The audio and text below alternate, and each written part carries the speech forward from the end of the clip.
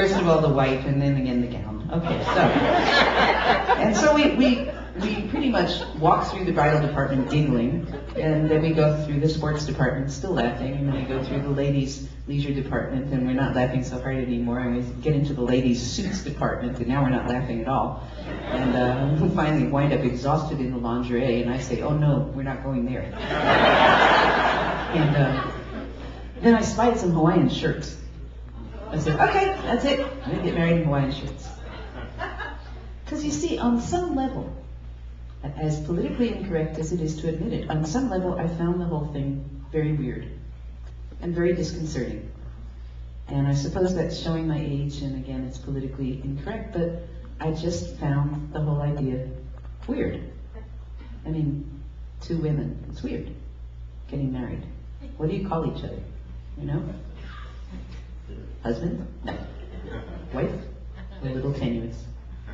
That suggestion was she who must be obeyed. I can't live with that. You know, so the whole thing is a little weird. It's like the word lesbian. I've never figured out why guys got to be gay and we get to be lesbians, right? Guys get to have this cheerful sounding name, and we sound like something that you eat with eggplant, you know? Eggplant sandwich sideways.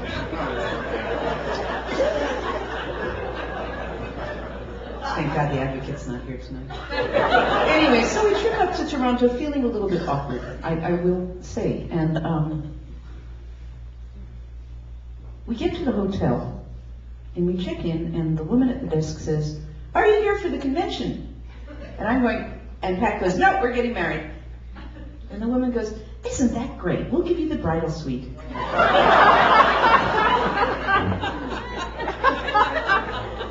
We get up the next morning, we go to the local coffee shop to have coffee, and we order a couple of lattes, and the guy says, are you here for the convention? And I say, no, we're getting married. And he goes, well, some lattes on me. All week long, people treated us like we were normal. And it took that for me to realize how much I had accepted being abnormal as just part of my daily life. To have an entirely foreign country kind of shut my face in it. But it still felt weird. And we kept talking about it, saying, you know, it's just a piece of paper. I mean, we've been together 16 years. It doesn't change anything. So we found ourselves in City Hall with all my science fiction writer buddies in attendance, wearing our Hawaiian shirts, with the most beautiful pastor named Malcolm. Oh my God, he was just gorgeous. Wearing beautiful black robes and beautiful purple vestments, and just a gay guy's dream. And we did the ceremony, and it was wonderful. You know, it was lovely, it was moving, it was great. And at the end of it, we both burst into tears. And we looked at each other like, what? This was completely unexpected. And we were both crying, and we were walking out onto the courthouse steps, and we looked at each other, and we started talking about it and said, why are we crying? It's just a piece of paper. And we realized that for the first time in our lives together, we felt like we had the weight of a nation standing behind us.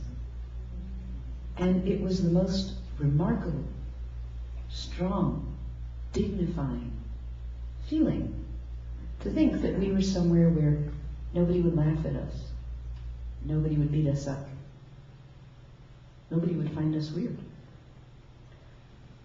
And then we came home.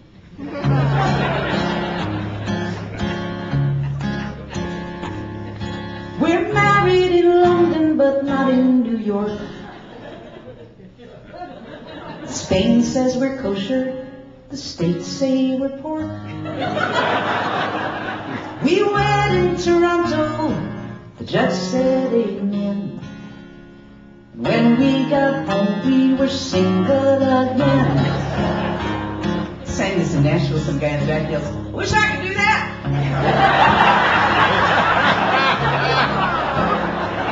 It's hard being married and living in sin.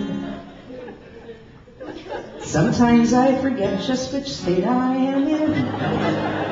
Thank God I'm not Catholic. I'd be a mess trying to figure out ought to confess.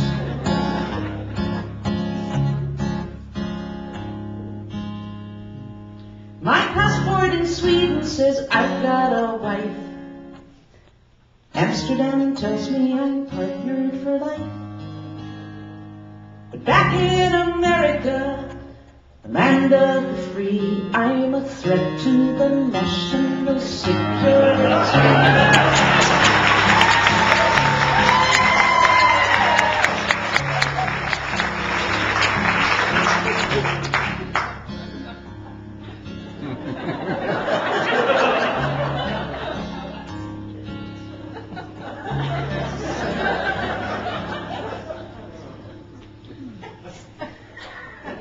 If I were a frog,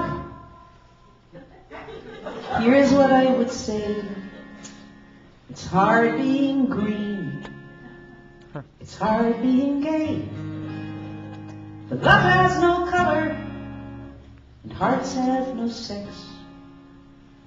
So love where you can, and fuck all the rest.